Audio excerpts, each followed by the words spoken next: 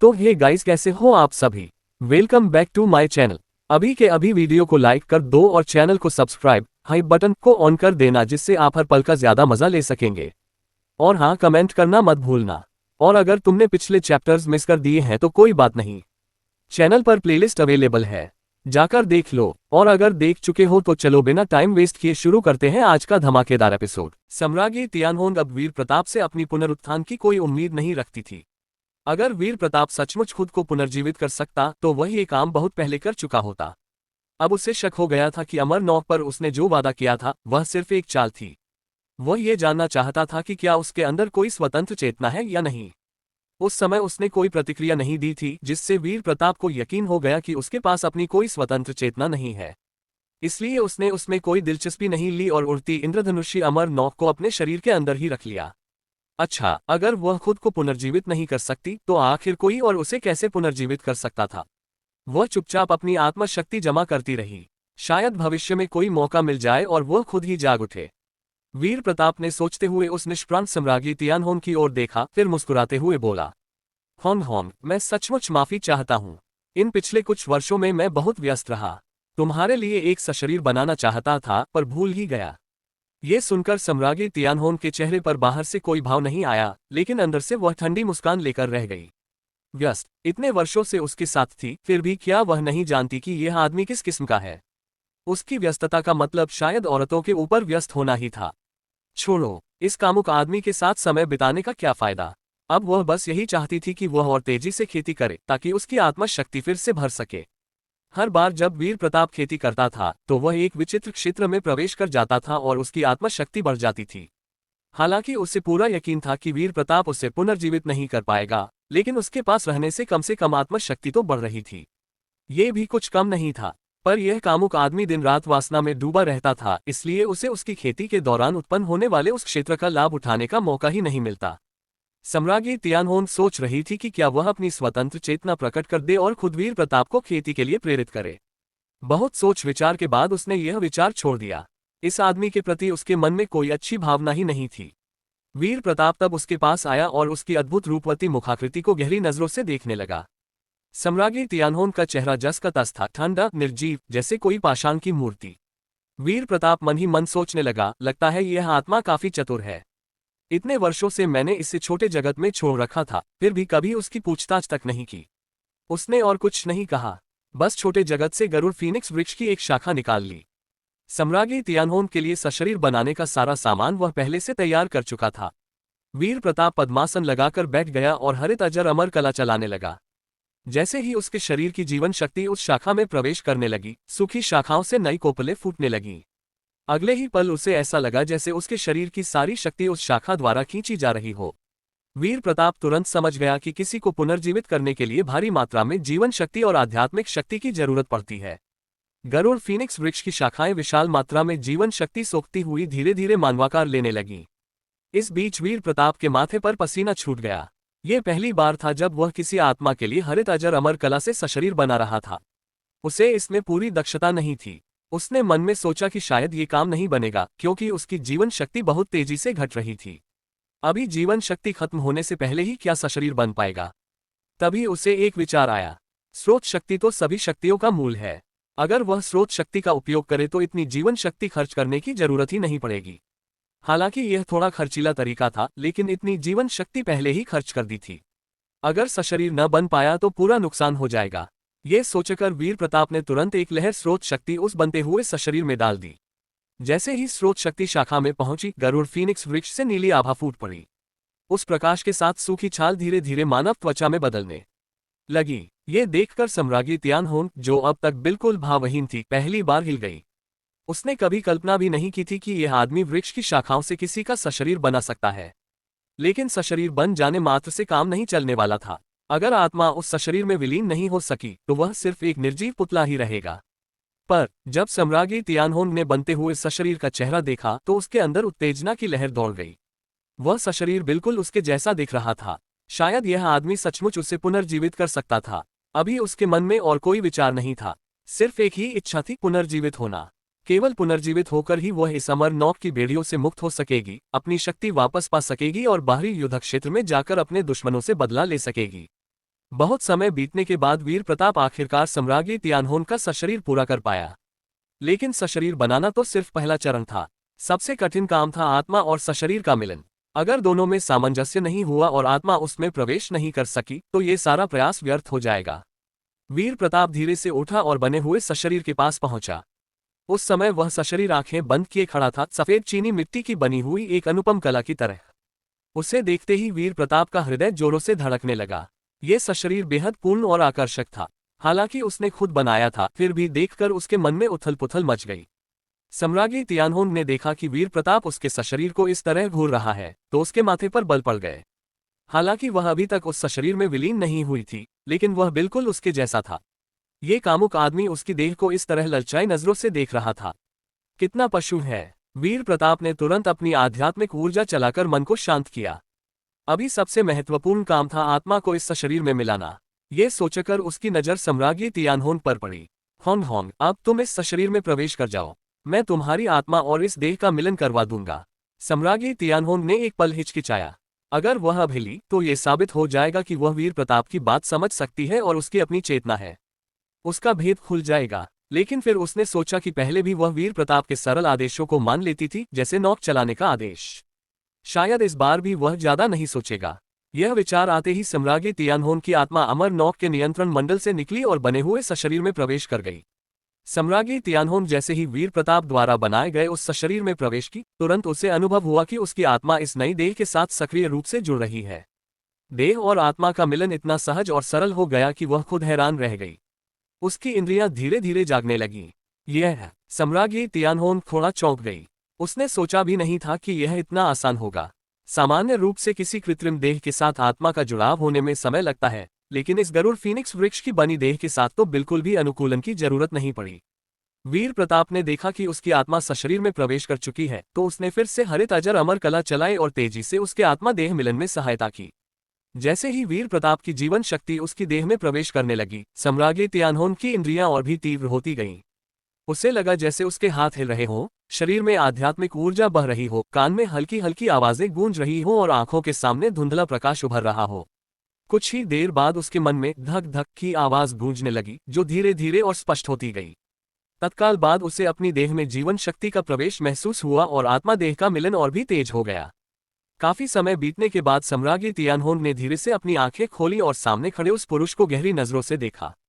सफल हो गया, सचमुच हो गया। ये कामुक आदमी उसे पुनर्जीवित कर ही दिया, और वह भी इतनी आसानी से।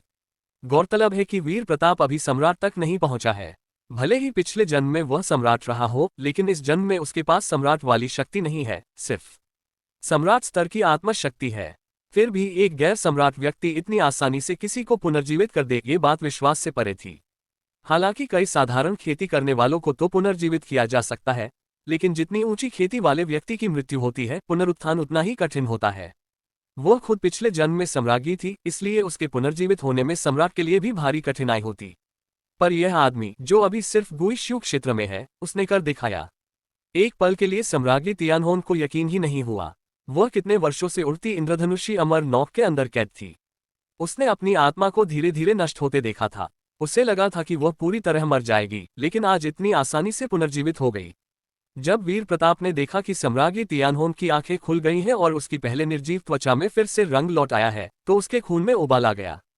सम्राज्ञी तियानहोन की ये देह बेहद पूर्ण और आकर्षक थी। सबसे बड़ी बात यह कि वह अभी पूरी तरह नग्न अवस्था में उसके सामने खड़ी थी। वीर प्रताप के मन में ललक जागना स्वाभाविक ही था। उसने रुंधी हुई आवाज में पूछा, होंग होंग, क्या तुम मेरी बात समझ रही हो? सम्राज्ञी तियानहोन पहले तो उसकी ओर ध्यान देना ही नहीं चाहती थी, लेकिन अचानक उसे महसूस हुआ कि उसके और वीर प्रताप के बीच एक मोटा कर्म सूत्र बंधा हुआ है। वह थोड़ा असहाय महसूस करने लगी। उसे शुरू से ही अंदाजा था कि अगर वीर प्रताप उसे पुनर्जीवित कर देगा, तो दोनों के बीच गहरा कर्म बंधन हो जाएगा। इस बंधन को काटने के लिए उसे महासम्राट बनना पड़ेगा। सम्राज्ञी तियानहोन के मन में द्वंद्व चल रहा था। उसे यह आदमी बिल्कुल पसंद नहीं था। वह उसे पतित और अंधकार में मानती थी। भले ही पिछले जन्म में सम्राट रहा हो, इस जन्म में फिर से सम्राट बन पाना उसके लिए बेहद कठिन था। लेकिन चाहे जो हो, इसी आदमी ने उसे पुनर्जीवित किया था। चाहे जितनी नफरत हो, कर्म चुकाने के लिए उसे उसके पास रहना ही होगा। ये सोचकर सम्राज्ञी तियानहोन ने भावहीन चेहरे से कहा, हाँ। उसकी आवाज सुनकर वीर प्रताप के होठों पर हल्की मुस्कान आ गई। अब ये नाटक नहीं चलेगा। अब जब देह मिल गई है तो देखते हैं कैसे नाटक करती है। उसी पल वीर प्रताप ने फिर से उसकी देह पर नजर दौड़ाई। उसकी नजर बिना किसी संकोच के उसके पूरे शरीर पर घूम रही थी और आंखों में तीव्र लालसा झलक रही थी। सम्राज्ञी तियानहोन तुरंत उसकी मंशा समझ गई। उसने हाथ का एक हल्का इशारा किया और उसका सशरीर तत्काल गायब हो गया। वीर प्रताप ये देखकर स्तब्ध रह गया। क्या यह अमर नौक की आत्मा देह पाते ही भाग खड़ी हुई? उसने तुरंत अपनी आध्यात्मिक शक्ति फैलाकर पूरी अमर नौक में खोजबीन की। जल्दी ही उसे सम्राज्ञी तियानहोन का स्थान पता चल गया। वह अमर नौक के केंद्र में पद्मासन लगाए खेती कर रही थी। वह अपनी नई देह को अच्छी तरह समझने और अनुकूलित करने की कोशिश कर रही थी। वीर प्रताप ने अपनी बुरी इच्छाओं को दबा दिया। हालांकि अब अमर नौक की आत्मा को देह मिल गई थी, लेकिन वह अब भी नौक की आत्मा ही थी। उसके साथ ऐसा व्यवहार करना उसके लिए शोभा नहीं देता। इधर सम्राज्ञी तियानहोन नौक के केंद्र में बैठकर खेती में लीन हो गई। वह जितनी जल्दी हो सके अपनी शक्ति वापस पाना चाहती थी, ताकि ऊपर वाले इस कामुक पुरुष को और मजबूत होने के लिए प्रेरित कर सके और अपना कर्म चुका सके। उसके और वीर प्रताप के बीच कर्म का बंधन इतना मोटा था कि उसे काटना असंभव था। इसलिए सबसे अच्छा उपाय यही था कि इस पतित पुरुष को सही मार्ग पर लाकर फिर से महासम्राट बना दे। क्या एक पतित सम्राट को फिर से खड़ा करना कर्म चुकाने के बराबर माना जाएगा? जो कुछ वह उसके साथ करना चाहता है उससे वह कभी सहमत नहीं होगी। उसके स्तर की व्यक्ति के लिए स्त्री पुरुष संबंध कोई बड़ी बात नहीं, लेकिन किसी पुरुष द्वारा उस पर सवार होना सम्राज्ञी का अपमान है। सम्राज्ञी का अपमान कभी सहन नहीं किया जा सकता। इसलिए उसकी वह इच्छा सिर्फ सपना ही रहेगी, चाहे उसने ये देह खुद बनाए हो। सम्राज्ञी तियानहोन ने और ज्यादा कुछ नहीं सोचा।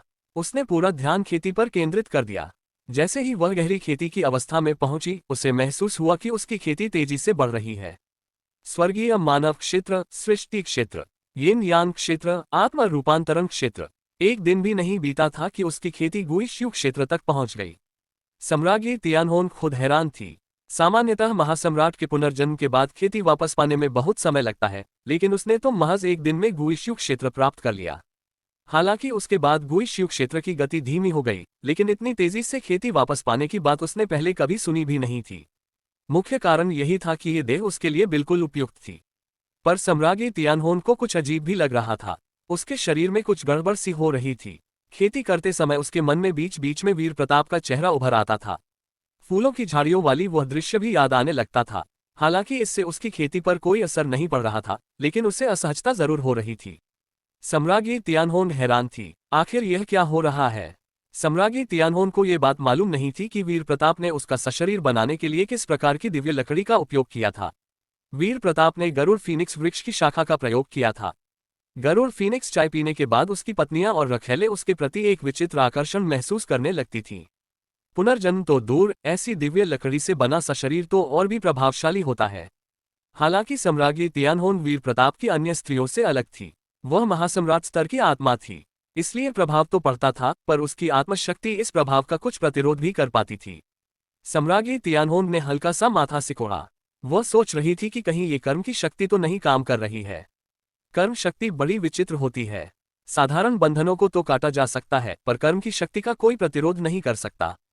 सम्राज्ञी तियानहोन ने ज्यादा कुछ नहीं सोचा। वह कर्म नहीं काट सकती थी, और अगर कर्म की शक्ति उसे प्रभावित कर रही है तो भी वह कुछ नहीं कर सकती। फिलहाल उसे प्रकृति पर छोड़ देना ही उचित था। सौभाग्य से उसका आत्मनियंत्रण बहुत मजबूत था। वह महासम्राट स्तर की आत्मा थी। स्त्री पुरुष संबंधों को वह बहुत साधारण दृष्टि से देखती थी। अगर मन में इच्छा जागे तो क्या हुआ, कोई बड़ी बात नहीं। अगले 1 महीने तक उड़ती इंद्रधनुषी अमर नौक हवान शान तारक क्षेत्र की ओर बढ़ती रही। जैसे जैसे वे उस क्षेत्र के करीब पहुंचे, वीर प्रताप ने फैसला किया कि अब इस भव्य नौक का उपयोग नहीं करना चाहिए। ये नौक अत्यंत विलासिता और चमक दमक से भरी थी। अगर इसे लेकर वे हवानशान तारक क्षेत्र में घुसे तो वहां की शक्तियों का ध्यान अवश्य आकर्षित हो जाएगा। वीर प्रताप सोचने लगा, अब तो अमर नौक की आत्मा को सशरीर मिल गया है, वह जीवित प्राणी जैसी हो गई है। क्या अब उसे नौक के साथ छोटे जगत में रहने की जरूरत है? उसे यकीन नहीं था कि सशरीर वाली आत्मा को दिव्य अस्त्र से अलग किया जा सकता है या नहीं। तुरंत उसने सम्राज्ञी तियानहोन को आवाज दी, होन होन, मैं उड़ती इंद्रधनुषी अमर नौक को छोटे जगत में वापस ले जाना चाहता हूँ। अब तुम्हें सशरीर मिल गया है तो तुम नौक से अलग हो सकती हो ना?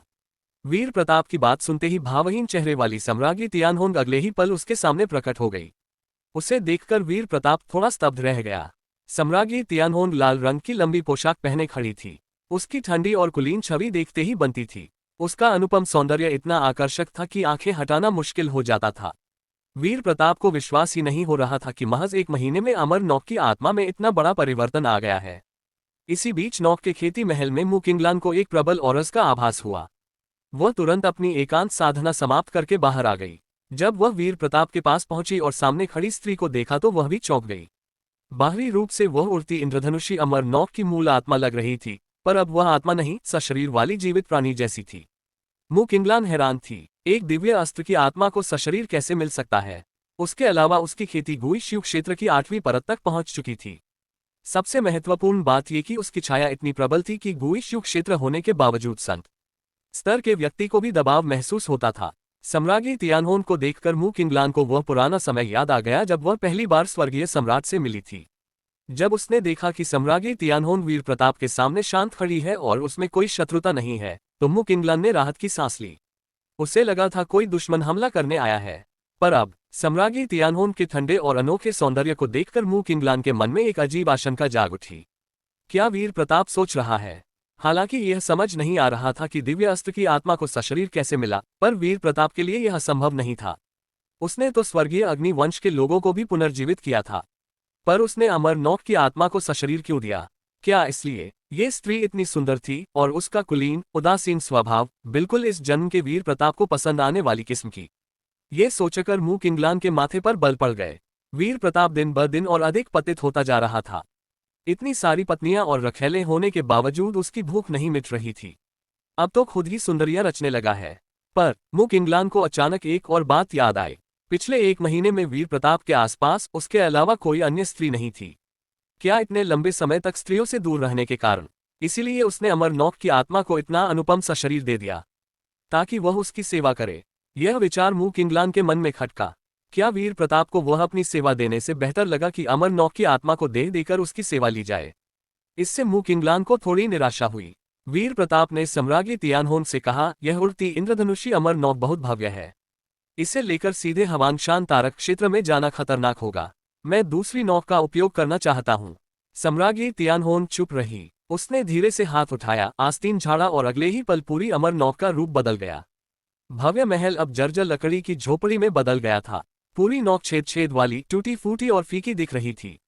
ये देखकर वीर प्रताप और मुकिंगलान दोनों हैरान रह गए।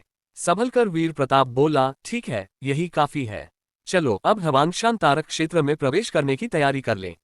जैसे ही वीर प्रताप ने कहा, सम्राज्ञी तियानहोन नौक के नियंत्रण केंद्र पर पहुंच गई। अगले ही क्षण उड़ती इंद्रधनुषी अमर नौक तेज गति से उस तारक क्षेत्र की ओर बढ़ चली जहां दूर क्षितिज पर अनगिनत प्रकाश बिंदु चमक रहे थे। नौक नियंत्रित करते समय वीर प्रताप और मुकिंगलान दोनों की नजरें सम्राज्ञी तियानहोन पर थीं, पर दोनों के विचार पूरी तरह अलग थे। वीर प्रताप को महसूस हो रहा था कि सम्राज्ञी तियानहोन की आभा और मजबूत हो गई है। उसे आश्चर्य हो रहा था कि सशरीर मिलने के बाद अमर नौक की आत्मा साधारण साधक की तरह खेती भी कर सकती है, और खेती की गति भी इतनी तेज। अगर उसकी समझ सही है तो यह आत्मा अब कम से कम गुई शिव क्षेत्र की खेती रखती है। महज 1 महीने में शून्य से गुई शिव क्षेत्र तक, और वह भी अमर नौक के अंदर जहां खेती के लिए अनुकूल परिस्थितियां नहीं हैं। ये गति थोड़ी ज्यादा ही तेज नहीं है? वीर प्रताप ने तुरंत अपनी प्रणाली से सम्राज्ञी तियानहोन की जांच की। नाम, सम्राज्ञी तियानहोन। पहचान, पुनर्जीवित सम्राज्ञी। बाहरी क्षेत्रों में पतन के बाद रहस्यमयी शक्ति द्वारा उसकी आत्मा को अमर नौक में बंद कर दिया गया था। मेजबान द्वारा बनाया गया सशरीर उसे सफलतापूर्वक पुनर्जीवित कर सका। कर्म चुकाने के लिए वह मेजबान के साथ रहने का इरादा रखती है। मूल्यांकन 100। अनुराग 30। सम्राज्ञी तियानहोन की नई जानकारी देखकर वीर प्रताप स्तब्ध रह गया। सम्राज्ञी, उड़ती इंद्रधनुषी अमर नौक की आत्मा असल में पुनर्जीवित सम्राज्ञी है। उसे हमेशा से लगता था कि इस स्त्री में एक खास कुलीनता है, एक ऐसा तेज है जो समस्त प्राणियों को तुच्छ समझता हो। नानगोंड युहुआ जैसी सम्राज्ञियों में भी वह तेज नहीं था। अब पता चला कि पिछले जन्म में वह खुद सम्राज्ञी थी। ये बात वीर प्रताप को एक पुरानी याद दिला गई। जलती हुई लपटों वाले राजवंश में उसने जिस पुनर्जन्म सम्राज्ञी से मुलाकात की थी, उसमें भी यही गुण थे। पर इस समय सामने खड़ी सम्राज्ञी तियानहोन की छवि कहीं अधिक प्रभावशाली और दबदबे वाली थी। इसी कुलीन और उदात्त स्वभाव के कारण वीर प्रताप के मन में और अधिक उथल पुथल मच रही थी। वह खुद हैरान था। वह भले ही कामुक स्वभाव का था, लेकिन आत्म नियंत्रण हमेशा रखता था। फिर यह स्त्री उसके सामने क्यों उसका सारा संयम छीन लेती है? सिर्फ सौंदर्य ही नहीं, इस स्त्री में कुछ और भी था जो उसे अंदर तक हिला देता था। वीर प्रताप ने खुद को संभाला और ज्यादा सोचने से बचने की कोशिश की। हालांकि सम्राज्ञी तियानहोन का मूल्यांकन 100 तक पहुंच चुका था, लेकिन वह महासम्राट रही थी। उसकी शक्ति भी तेजी से लौट रही थी। अगर उस पर जोर जबरदस्ती की तो नुकसान उसी को हो सकता था। इसके अलावा अभी उसके मन में वीर प्रताप के प्रति अनुराग भी कम था। अगर अनुराग बढ़ जाए तो बात अलग थी। चूंकि वह कर्म चुकाने के लिए उसके साथ रहने का इरादा रखती है, इसलिए अभी कोई जल्दबाजी करने की जरूरत नहीं। समय के साथ साथ रिश्ते बनते हैं। शायद साथ रहते रहते उसके मन में भी भाव जागे। पर फिर वीर प्रताप ने अपने पिछले आचरण को याद किया और मन ही मन मुस्कुराया। सम्राज्ञी तियानहोन जैसे व्यक्ति को वह शायद पसंद नहीं आएगा। दिन रात स्त्रियों में डूबे रहने वाला कामुक पुरुष। अच्छा, जो होगा देखा जाएगा। एक एक कदम बढ़ाएंगे। वीर प्रताप ने अपनी नजर सम्राज्ञी तियानहोन से हटा ली। अभी उसका असली परिचय उजागर करना उसके लिए फायदेमंद नहीं था। होंग होंग, मैं अब खेती करने जा रहा हूँ। नौक चलाने का भार तुम पर है। इतना कहकर वीर प्रताप मुड़ गया और महल की ओर चला गया। महल के अंदर घुसते ही उससे एहसास हुआ कि नौक का बाहरी रूप भले ही जर्जर हो गया हो, लेकिन अंदर का वैभव जस का तस था। भव्य महल, स्वर्णिम दीवारें, चमकते आभूषण, सब कुछ पहले जैसा ही था। ये पूरा आंतरिक जगत स्वतंत्र था, बाहर के परिवर्तन से अनअफेक्टेड। वीर प्रताप को महल में जाते देख मुक इंग्लैंड ने भी सम्राज्ञी तियानहोन से अपनी नजर हटा ली। उसकी ठंडी और कुलीन छवि मुक इंग्लैंड पर भारी पड़ रही थी। वह भी महल में वापस जाकर खेती जारी रखना चाहती थी। हवान शान तारक क्षेत्र पहुंचने तक वीर प्रताप नौक के अंदर ही खेती करता रहा। क्षेत्र के पहले जीवित संसार के पास पहुंचने पर ही वह महल से बाहर निकला। ये निम्न स्तर का संसार था। वीर प्रताप ने नौक के देख से सिर्फ एक नजर उस पर डाली और अंदर जाने का विचार छोड़ दिया। वह सोच रहा था कि क्या इस छोटे संसार पर कब्जा कर लिया जाए और उसका आधा भाग्य चूसकर अपनी पत्नियों के लिए छोटा जगत बनाने में मदद ली जाए। पर तुरंत उसने यह विचार त्याग दिया। अभी ऐसा करना खतरनाक हो सकता था। अगर उस शासी सम्राट जैसी शक्ति का ध्यान आ गया तो सारा खेल बिगड़ जाएगा। इस यात्रा का मुख्य उद्देश्य चुआ सोन व्यूह बनाना था। कोई अनावश्यक झंझट नहीं चाहिए। इसलिए वीर प्रताप नौक पर ही रहा और स्वर्गीय अग्नि संसार की ओर बढ़ता रहा। हवान शान तारक क्षेत्र बेहद विशाल था, करोड़ों प्रकाश वर्ष फैला हुआ। ध्यान न खींचने के लिए वीर प्रताप ने सम्राज्ञी तियानहोन से नौक की गति धीमी करवा दी। इसलिए स्वर्गीय अग्नि संसार तक पहुंचने में काफी समय लग गया। पर यही सावधानी काम आ गई। बड़े बड़े बलों ने जर्जर और धीमी नौक को देखा तो तुरंत रुचि खो दी। इस प्रकार उड़ती इंद्रधनुषी अमर नौक सफलतापूर्वक स्वर्गीय अग्नि संसार पहुंच गई।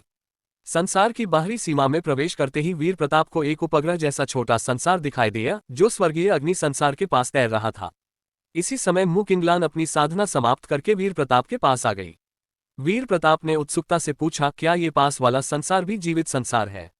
मुक इंग्लैंड ने उत्तर दिया, हाँ स्वर्गीय सम्राट, ये वह संसार है जिसे आपने दूसरे तारक क्षेत्रों से लाकर यहाँ बसाया था। आपने कहा था कि इसे हवाई अड्डा बना देंगे। स्वर्गीय अग्नि संसार में आने वाली हर नौक को पहले इसी जगह रुककर जांच करानी होगी। ये सुनकर वीर प्रताप चौंक गया। हवाई अड्डा? क्या पिछले जन्म में स्वर्गीय सम्राट को पृथ्वी की यह बात मालूम थी? ये शब्द तो पृथ्वी वाला लगता है। इस संसार में तो ऐसा कुछ नहीं होता। पर वीर प्रताप ने ज्यादा नहीं सोचा, बस बोला, ठीक है, अंदर प्रवेश करो। नौक धीरे धीरे उस हवाई अड्डे की ओर बढ़ी। जांच प्रक्रिया सरल थी, केवल पूछताछ कि नौक कहाँ से आई है और कौन कौन सवार हैं। जैसे ही नौक अड्डे पर लगी, दो गुई शिव क्षेत्र के साधक आगे आए। जर्जर नौक देखकर उन्होंने समझा कि कोई गिरा हुआ बल होगा। जांच करने वाला एक साधक डेक पर खड़े वीर प्रताप को देखकर बोला, स्वर्गीय अग्नि संसार में प्रवेश करने के लिए पहले 20,000 उच्च श्रेणी के आध्यात्मिक पत्थर देने होंगे। ये सुनकर वीर प्रताप हैरान रह गया। अड्डे का शुल्क तो समझ में आता है, लेकिन एक बार में 20,000 उच्च श्रेणी के पत्थर, ये तो बहुत ज्यादा है। मुक इंग्लैंड ने उन दोनों को देखा और भौहें सिकोड़ ली। ये दोनों स्वर्गीय अग्नि वंश के नहीं थे। वीर प्रताप ने तुरंत जवाब नहीं दिया। वह सिर्फ ये जानना चाहता था कि क्या सचमुच इतना शुल्क लगता है।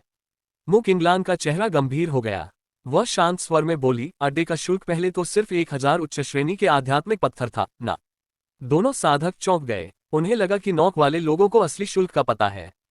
तब एक साधक घमंड से बोला, जो कहा जा रहा है वही दो।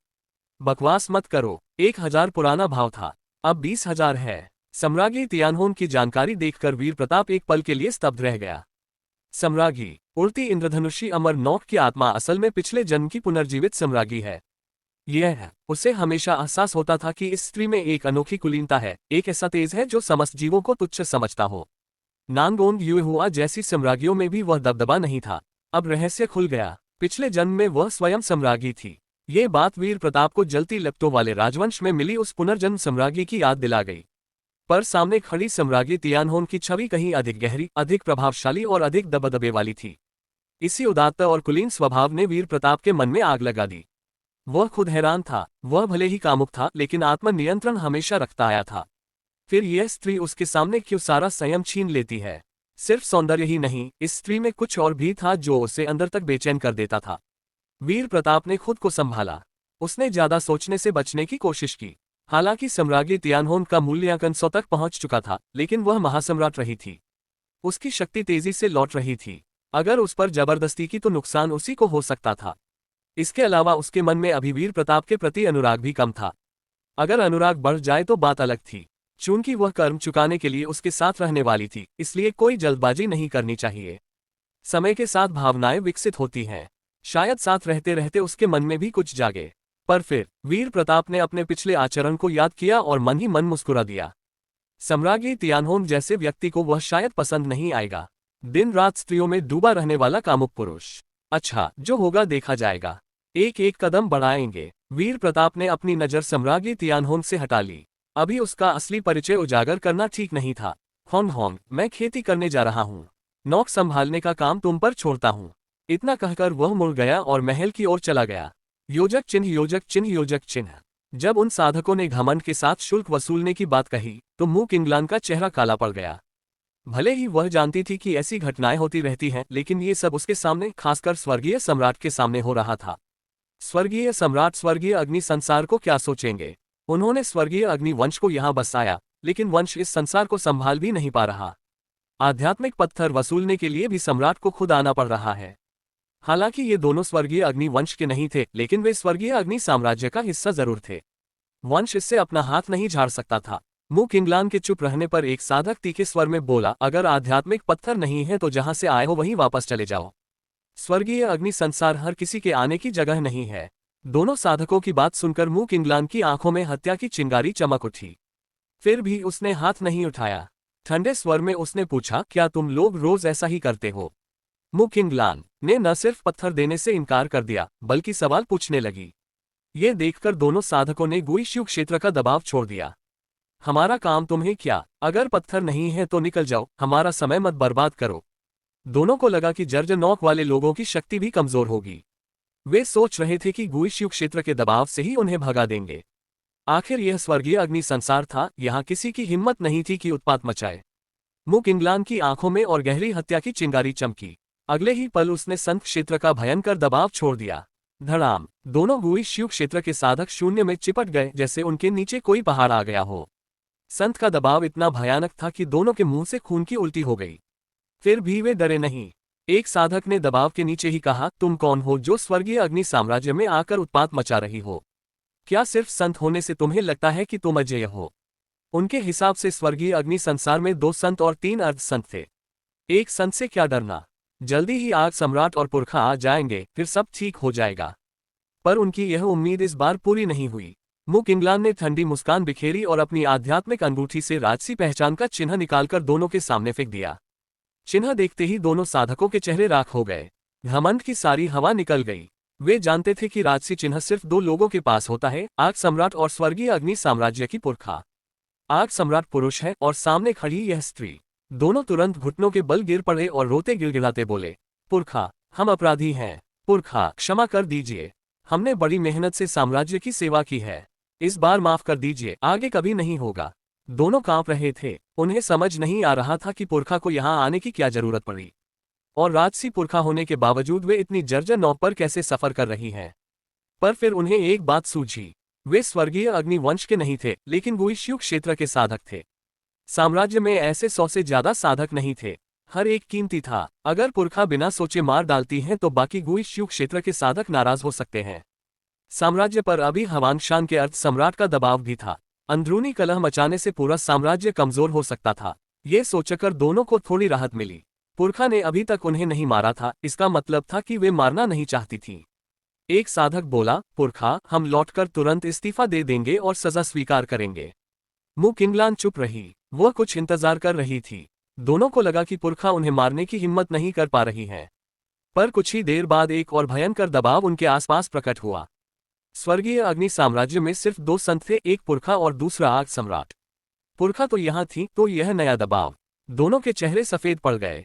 मु झेनकिंग शून्य में आकर प्रकट हुए। उन्होंने दोनों गुई शिव क्षेत्र के साधकों को जमीन पर पड़े देखा। उनके माथे पर बल पड़ गए। मु किंगलान के चेहरे से उन्होंने समझ लिया कि बात अच्छी नहीं है। वे तुरंत वीर प्रताप के पास पहुंचे और झुकने ही वाले थे कि मु किंगलान ने ठंडे स्वर में कहा, मु झेनकिंग, तुम साम्राज्य संभालने में बड़े निपुण हो। तुम्हारे अधीनस्थ अब मुझसे भी पैसा वसूलने लगे हैं।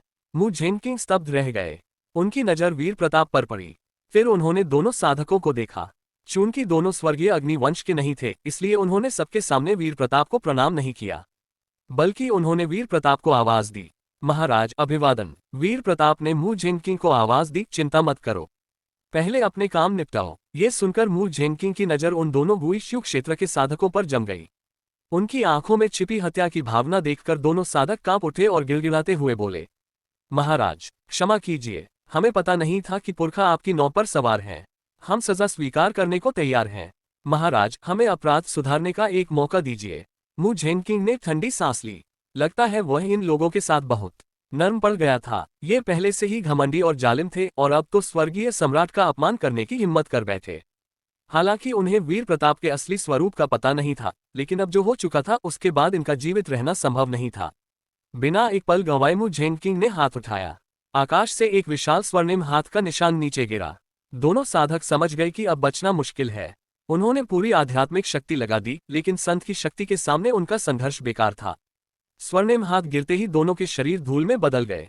पर कहानी यही खत्म नहीं हुई। स्वर्गीय अग्नि साम्राज्य के दो गुप्त कक्षों में उन दोनों की क्लोने एक साथ आंखें खोलकर उठ बैठे। अपने मुख्य शरीर के नष्ट होने का एहसास होते ही वे बिना देर किए कक्ष से बाहर निकले और साम्राज्य से भागने की कोशिश करने लगे। मु झेनकिंग संत थे। पूरे उन्नत संसार पर उनकी नजर थी। उन दोनों के मुख्य शरीर को ढूंढना उनके लिए एक विचार भर की बात थी। उन्होंने तुरंत जादू चलाया और दूर से ही दोनों पर प्रहार कर दिया। स्वर्गीय अग्नि संसार के लोग जब आकाश में दो विशाल स्वर्णिम हाथ देखे तो स्तब्ध रह गए। उन्नत खेती के संसार में संत की शक्ति ही इतना बड़ा हंगामा मचा सकती थी। क्या कोई दुश्मन आक्रमण कर रहा है? क्या हवांगशान का अर्थ सम्राट हमला करने वाला है? पूरे संसार में दहशत फैल गई। पर जब लोगों ने देखा कि सिर्फ दो हाथ आए और उसके बाद कोई और हलचल नहीं हुई, तो वे थोड़े शांत हुए। अगर संतों के बीच युद्ध होता तो इतना छोटा हंगामा नहीं होता। शायद पुरखा या सम्राट ने किसी छिपे दुश्मन को ढूंढकर मार डाला। दोनों साधकों को समाप्त करने के बाद मु झेनकिंग तेजी से वीर प्रताप के पास आए और सिर झुकाकर बोले, इस छोटे ने महाराज को प्रणाम। इस छोटे की असफलता के कारण आपके अधीनस्थों ने आपको अपमानित किया। कृपा करके दंड दीजिए। वीर प्रताप शांत स्वर में बोले, छोड़ दो, अब इस पर बात खत्म। मु झेनकिंग ने तुरंत कहा, महाराज की कृपा। वीर प्रताप ने आगे पूछा, क्या तुमने व्यूह बनाने के लिए उपयुक्त स्थान ढूंढ लिया है?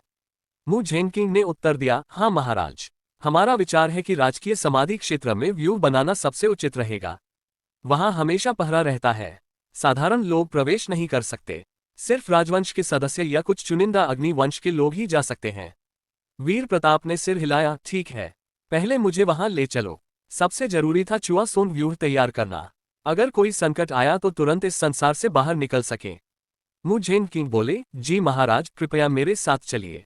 वे वीर प्रताप और मु किंगलान को राजकीय समाधि क्षेत्र में ले गए।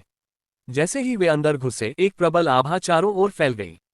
कुछ ही देर बाद एक वृद्ध पुरुष उनके पास आया। मु झेनकिंग को देखकर वह हैरान हुआ, पुरखा, महाराज, आप यहाँ कैसे? मु चेंगवांग मन ही मन सोच रहे थे कि मु किंगलान तो खेती बढ़ाने के लिए बाहर गई थी, फिर इतनी जल्दी वापस कैसे आ गई। तभी उनकी नजर वीर प्रताप पर पड़ी और अगले ही पल वे पूरी तरह जड़ हो गए। स्वर्गीय सम्राट महाराज। संभलकर मु चेंगवांग तुरंत झुक गए। इस छोटे को स्वर्गीय सम्राट महाराज का प्रणाम। हालांकि वीर प्रताप की शक्ति अभी कम थी, लेकिन उनकी छवि देखते ही मु चेंगवांग समझ गए कि ये वही हैं। वे लंबे समय से एकांत में थे। मु किंगलान के जाने के बाद उन्होंने समाधि क्षेत्र की देखभाल संभाली थी। बाहर की खबरें उन्हें कम ही पता थीं। उन्होंने सपने में भी नहीं सोचा था कि बाहर निकलते ही स्वर्गीय सम्राट खुद दिखाई देंगे। वीर प्रताप ने कहा, औपचारिकता छोड़ो। मु चेंगवांग उत्तेजना से कांपते हुए बोले, महाराज, आप आखिरकार लौट आए। स्वर्गीय अग्निवंश, खासकर राजवंश, वीर प्रताप के प्रति अत्यंत निष्ठावान था। एक समय उन्होंने सोचा था कि सम्राट ने उन्हें त्याग दिया। मु चेंगवांग को आज भी यकीन नहीं हो रहा था कि वे फिर से सम्राट के दर्शन कर रहे हैं। मु झेनकिंग ने बताया, तीसरे चाचा महाराज चुआसोन व्यूह बनाने आए हैं। मु चेंगवांग तुरंत हट गए, महाराज कृपया। वे एक बांस के जंगल में पहुंचे। वीर प्रताप ने बिना समय गंवाए छोटे जगत से आध्यात्मिक पत्थर निकाले और संत स्तर का चुआ सोन व्यूह बनाने लगे। इतने सारे पत्थर देखकर मू चेंगवांग हैरान रह गए। उन्होंने पहले भी व्यूह देखे थे, लेकिन इतना बड़ा और शक्तिशाली व्यूह बनाने में इतने पत्थर खर्च होते हैं, यह उन्होंने पहली बार देखा। जब पत्थरों से द्वार बनकर तैयार हो गया तो वीर प्रताप ने कहा, पहले मैं खुद इसकी जांच कर लेता हूं। इतना कहकर वे व्यूह में प्रवेश करने ही वाले थे कि मू किंगलान ने अचानक कहा, महाराज, पहली बार व्यूह थोड़ा अस्थिर हो सकता है, क्या मैं आपके साथ चलूं? कहते हुए मू किंगलान के ठंडे चेहरे पर हल्की लाली छा गई। उसे वह पुराना दृश्य याद आ गया जब वे दोनों हाथों में हाथ डाले चुआ सोन व्यूह से गुजरे थे। वीर प्रताप ने इनकार नहीं किया। ठीक है। उन्होंने हाथ बढ़ाया। मू किंगलान ने तुरंत आगे बढ़कर उनका हाथ थाम लिया। ये दृश्य देखकर मू झेनकिंग और मू चेंगवांग दोनों स्तब्ध रह गए। वीर प्रताप ने उन दोनों की ओर मुड़कर हल्के से कहा, हम जल्दी ही वापस आएंगे। और अगले ही पल दोनों व्यूह के द्वार में कदम रखकर गायब हो गए। वे चले गए तो मू झेनकिंग और मू चेंगवांग ने एक दूसरे की ओर देखा। दोनों की आंखों में विस्मय साफ झलक रहा था। वे जानते थे कि मू किंगलान सदैव स्वर्गीय सम्राट की भक्ति रखती थी। उनके लिए खेती की सीढ़ियां चढ़ने का सबसे बड़ा कारण भी यही था। उसकी योग्यता औसत थी, पर सम्राट के प्रति लगन ने उसे संत बना दिया। पर सम्राट की गरिमा के आगे मू किंगलान को साथ ले जाना संभव नहीं समझा गया था। आज देख रहे थे कि मू किंगलान स्वर्गीय सम्राट का हाथ थामे उनके साथ जा रही है। ये दृश्य दोनों पुरखों के लिए अविश्वसनीय था। वीर प्रताप और मू किंगलान के चले जाने के बाद मू झेनकिंग सबसे पहले होश में आए। उन्होंने मू चेंगवांग की ओर देखकर मुस्कुराते हुए कहा, तीसरे चाचा, आपने तो स्वर्गीय सम्राट की वर्तमान शक्ति देख ही ली होगी। मू झेनकिंग ने और कुछ नहीं कहा, पर मू चेंगवांग तुरंत उनकी बात समझ गए। वे धीरे से बोले, समझ गया। पता नहीं महाराज को पिछले जन्म में कौन सा संकट आ गया था कि उन्हें पुनर्जन्म लेना पड़ा। शायद उनकी यादें अभी पूरी तरह वापस नहीं आई हैं। स्वर्गीय अग्निवंश के लोग जानते थे कि स्वर्गीय सम्राट स्वभाव से काफी ठंडे और भावुकता से दूर रहने वाले व्यक्ति हैं, खासकर स्त्री पुरुष संबंधों में। उनका पूरा ध्यान सिर्फ और सिर्फ शक्ति बढ़ाने पर रहता है। शायद यही कारण था कि यादें पूरी न लौटने के कारण उन्होंने मू किंगलान का हाथ थामने दिया। मू झेनकिंग ने कहा, चाहे जो हो, लेकिन पुरखा की मनोकामना तो पूरी हो गई। अब शायद उनकी खेती की बेड़ियां टूट जाएंगी और उनकी प्रगति तेज होती जाएगी। खेती करने वालों के लिए सबसे बड़ी बात होती है मन का स्पष्ट होना। मू किंगलान इसी कारण पिछले कई वर्षों से एक जगह अटकी हुई थी। उनका मन हमेशा स्वर्गीय सम्राट में लगा रहता था। स्वर्गीय अग्निवंश के लोग जानते थे कि मू किंगलान सम्राट के प्रेम में कितनी गहरी डूबी हुई हैं। सबको लगता था कि वे अंतर्मन की विपत्ति में फंसकर इस जन्म में सिर्फ तिहरे संत स्तर तक ही पहुंच पाएंगी। पर आज स्वर्गीय सम्राट लौट आए थे। यह न सिर्फ मू किंगलान के लिए बल्कि पूरे स्वर्गीय अग्निवंश के लिए शुभ संकेत था। योजक चिन्ह, योजक चिन्ह, योजक चिन्ह। कुछ ही देर बाद चुआ सोन व्यूह से नीली आभा निकली और वीर प्रताप तथा मू किंगलान हाथों में हाथ डाले बाहर निकल आए। मू किंगलान के गोरे और ठंडे गालों पर हल्की लाली छाई हुई थी। बाहर निकलते ही वीर प्रताप ने अपना हाथ छुड़ा लिया, जिससे मू किंगलान के मन में हल्की निराशा छा गई। वीर प्रताप ने शांत स्वर में कहा, अब चुआ सोन व्यूह तैयार हो गया है। आगे से तुम लोग सीधे अराजक तारा समुद्र जा सकते हो। उन्होंने जानबूझकर इस व्यूह को तियानचेन संसार तक जाने की अनुमति नहीं दी थी। सुरक्षा का ध्यान रखना जरूरी था। अगर कोई दुश्मन इस व्यूह को ढूंढ ले तो वह सीधे तियानचेन संसार न पहुंच सके। क्वानरन संसार तक पहुंचने पर उन्हें पर्याप्त समय मिल जाएगा। वीर प्रताप के लौटने पर मू झेनकिंग आगे बढ़े और बोले, महाराज, आगे आपका क्या विचार है? वीर प्रताप ने सहजता से कहा, लान मुझे संसार घुमा ले। ये सुनकर मू झेनकिंग और मू चेंगवांग एक पल के लिए चौंक गए, लेकिन उन्होंने कुछ नहीं कहा। मू झेनकिंग ने मू किंगलान की ओर देखकर कहा, तो पुरखा, आपको थोड़ी तकलीफ होगी। मू किंगलान ने सिर्फ हूं कहा। इतने में मू झेनकिंग के मन में एक आवाज गूंजी, महाराज, अतिथि वरिष्ठ ली आपसे मिलना चाहते हैं। वे बहुत क्रोधित दिख रहे हैं।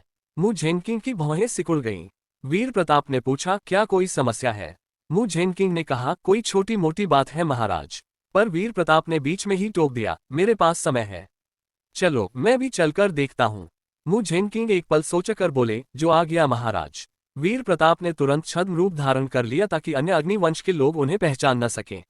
मू झेनकिंग उन्हें एक आंगन में ले गए। आंगन में पहुंचकर वे बोले, महाराज, आप आराम से बैठिए, मैं सारा काम संभालता हूं। कुछ ही देर बाद एक सफेद वस्त्र पहने वृद्ध पुरुष आंगन के बीच में उतरा। वह देखने में एक अंतप्रिय साधु जैसा लग रहा था। उसने मू झेनकिंग को देखते ही सीधे पूछा, महाराज, आज आपने उन दो गुइश्यू क्षेत्र के साधकों को क्यों मार डाला? ली क्वान की आवाज में पूछताछ का स्वर था। वे दोनों मेरे द्वारा लाए गए थे। आपने बिना कुछ पूछे उन्हें मार दिया। इससे मेरी इज्जत का क्या होगा? अगर आज आप मुझे कोई स्पष्टीकरण नहीं देते तो मैं अतिथि वरिष्ठ का पद छोड़कर तुरंत स्वर्गीय अग्नि संसार छोड़ दूंगा। ली कुआन की बातें सुनकर मू झेनकिंग का चेहरा काला पड़ गया। खासकर वीर प्रताप के सामने ये सब हो रहा था। वे ठंडे स्वर में बोले, ली कुआन, क्या तुम मुझे प्रश्न पूछने आए हो? ली कुआन ने तिरस्कार भरे स्वर में कहा, मैं तो सिर्फ अर्ध संत हूं। महाराज जैसे संत से सवाल कैसे पूछ सकता हूं? पर उनकी आवाज में घमंड और अवमानना साफ झलक रही थी। मैंने उन्हें यहां लाया था, आपने बिना पूछे मार दिया। आज मुझे जवाब देना ही होगा, वरना मैं यहीं से चला जाऊंगा। वातावरण में तनाव छा गया।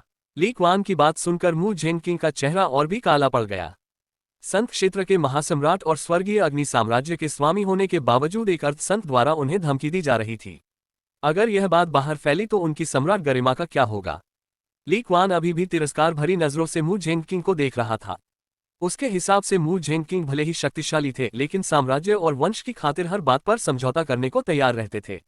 आज स्वर्गीय अग्नि साम्राज्य की जो समृद्धि थी, उसमें मू झेनकिंग के इन समझौतों का बड़ा हाथ था। राजवंश ने नियंत्रण ढीला कर दिया था, नियम कम हो गए थे, जिससे बाहर के लोग आकर्षित होकर आए थे। पर आए ज्यादातर अनुशासनहीन ही थे, जैसे ली कुआन।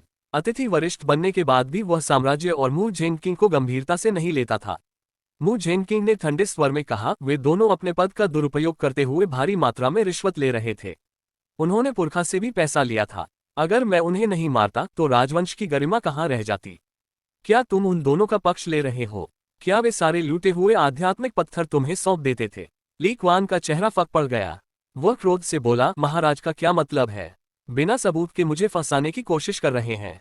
क्या अब स्वर्गीय अग्नि संसार को अतिथि वरिष्ठों की जरूरत नहीं रह गई? मुझे बाहर निकालना चाहते हैं। हालांकि ली कुआन ने उन साधकों से पत्थर लिए थे, लेकिन उसे इसमें कोई गलत बात नजर नहीं आती थी। उसने जो लोग लाए थे, अगर वे उसे कुछ भेद देते थे तो क्या गलत था? वे पत्थर कैसे कमाते थे, यह उसका काम नहीं था। उसे यकीन था कि मू झेनकिंग उसे पूरी तरह बाहर नहीं निकाल सकेंगे। अगर वह गया तो दूसरे अर्धसंत भी उसके साथ चले जाएंगे। राजवंश के इस रवैये से उन्हें लगेगा कि अब यहां रहना पहले जितना आरामदायक नहीं रहा। एक के जाने के बाद दूसरा और तीसरा भी जाएगा।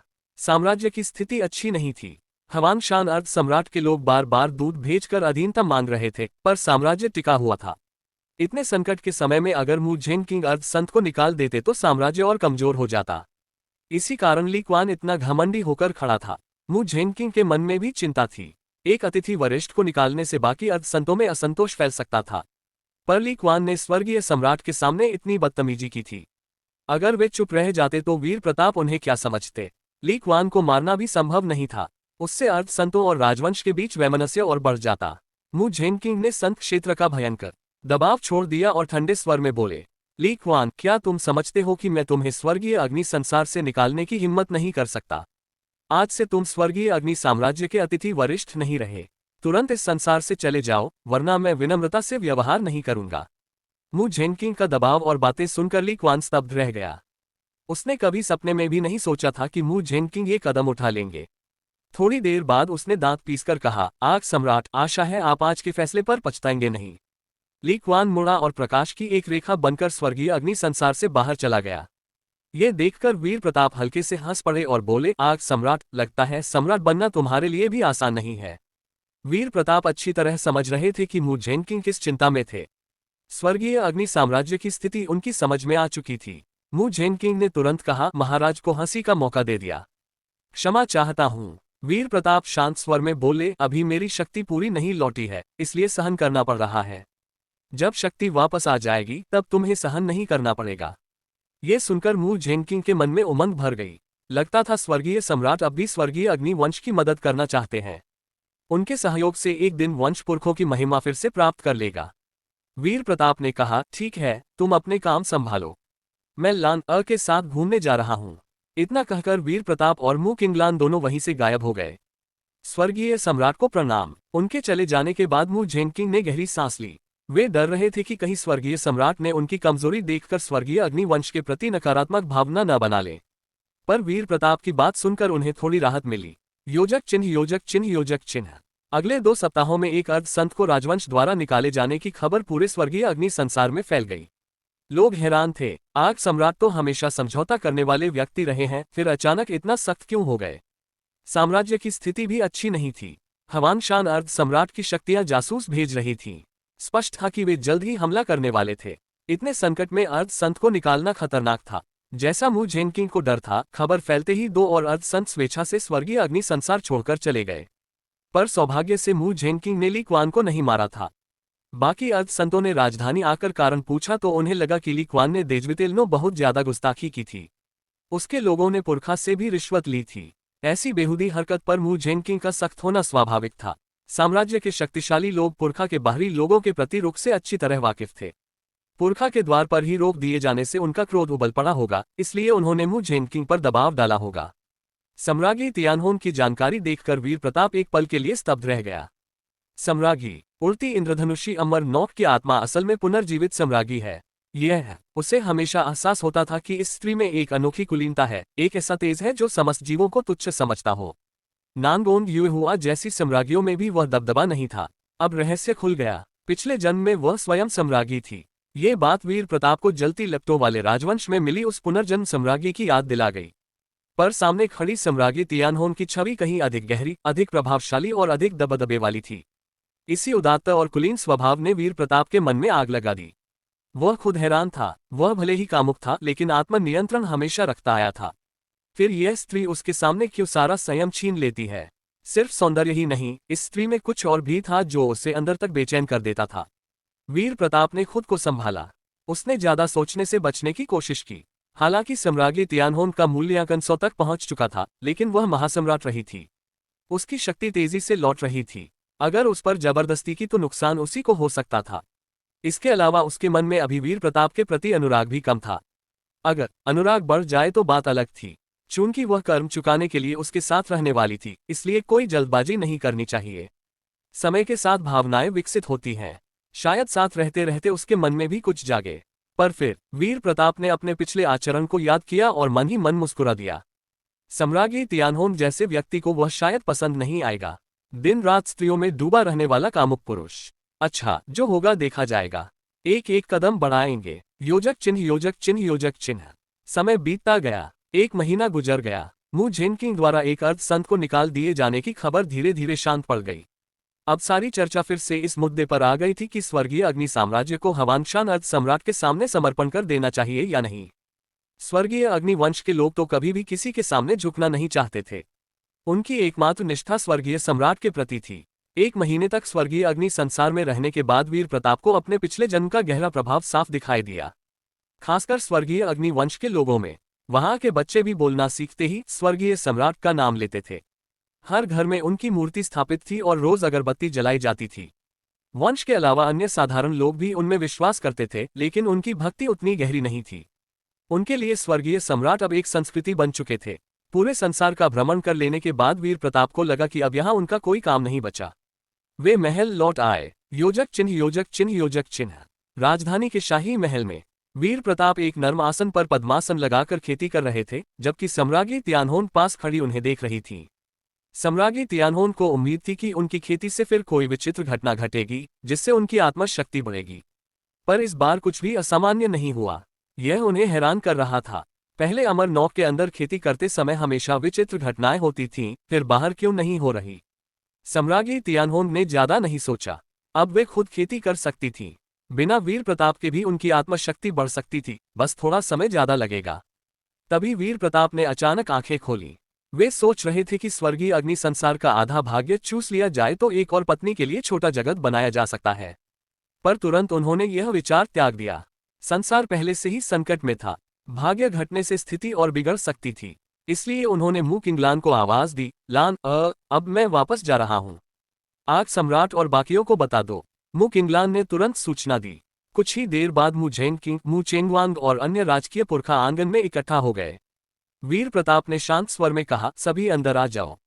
महल के द्वार खुले। मू झेनकिंग पूरे समूह के साथ मुख्य कक्ष में आए। सभी ने एक स्वर में कहा, स्वर्गीय सम्राट महाराज को प्रणाम। वीर प्रताप ने सिर हिलाया, औपचारिकता छोड़ो। वे सबको देखकर बोले, मैं अब स्वर्गीय अग्नि संसार से जा रहा हूं।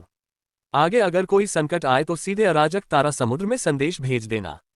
मू झेनकिंग मन ही मन उदास हुए। महाराज महज 1 महीने से ज्यादा नहीं रुके। वीर प्रताप ने आगे कहा, स्वर्गीय अग्नि संसार की स्थिति अच्छी नहीं है। तुम हवानशान अर्ध सम्राट के अधीनस्थ बलों को संदेश भेज दो कि हम अधीनता स्वीकार करने को तैयार हैं। ये सुनकर मू झेनकिंग चौंक गए। पर अब सम्राट खुद कह रहे थे तो कोई विरोध नहीं कर सकता था। वीर प्रताप आसन से उठे, बस अब काफी है। मैं अराजक तारा समुद्र लौट रहा हूँ। मू झेनकिंग आगे बढ़े और बोले, स्वर्गीय सम्राट को विदाई। अगले पल वीर प्रताप और सम्राज्ञी तियानहोन राजकीय समाधि क्षेत्र के चुआसोंग व्यू पर पहुंच गए और उसमें प्रवेश कर गायब हो गए। महल में रह गए राजवंश के लोग उदास स्वर में कहने लगे, काश हमारा साम्राज्य और मजबूत होता। हम मजबूत होते तो महाराज की मदद कर पाते। अब सिर्फ यही उम्मीद है कि महाराज जल्दी अपनी पूरी शक्ति वापस पालें। मू झेनकिंग ने शांत स्वर में कहा, सब चिंता मत करो। हवानशान अर्ध सम्राट को सम्राट बनने में हजारों वर्ष लगेंगे। महाराज की खेती वापस पाने की गति देखते हुए शायद वे उससे पहले ही पूरी शक्ति प्राप्त कर लेंगे। हमें बस स्वर्गीय सम्राट के लौटने का इंतजार करना है। वीर प्रताप के स्वर्गीय अग्नि संसार से चले जाने के कुछ ही दिन बाद मू झेनकिंग ने तुरंत एक बड़े समूह को भारी उपहारों के साथ हवानशान अर्ध सम्राट के अधीनस्थ बल यूलोंग संप्रदाय में भेज दिया। यूलोंग संप्रदाय के मुख्य महल के बीच में कई विशाल अजगर लोहे की जंजीरों से बंधे पड़े थे। उनके चेहरे भयंकर और रौद्र थे, पर इस समय वे जमीन पर आज्ञाकारी कुत्तों की तरह लेटे हुए थे। महल के ऊपर एक भव्य सिंहासन था जिस पर सोने के विशालकाय ड्रैगन की मूर्तियां बनी हुई थीं। सिंहासन पर एक सौम्य और विद्वान दिखने वाला वृद्ध पुरुष बैठा था। भयंकर ड्रैगनों और इस सौम्य वृद्ध का ये दृश्य बड़ा विचित्र लग रहा था। महल के एक ओर एक बूढ़ा खड़ा था जिसके चेहरे पर चापलूसी भरी मुस्कान थी। सिंहासन पर बैठे वृद्ध यूलोंग संप्रदाय के संप्रदायाध्यक्ष वुपेंग ने हल्के से मुस्कुराते हुए कहा, अजीब बात है, स्वर्गीय अग्नि साम्राज्य ने अचानक दूत भेज दिया। मुझे तो लगा था कि उनका विश्वास बहुत दृढ़ है। वे स्वर्गीय सम्राट के लौटने का इंतजार कर रहे थे। वुपेंग स्वर्गीय अग्नि साम्राज्य के बारे में अच्छी तरह जानता था।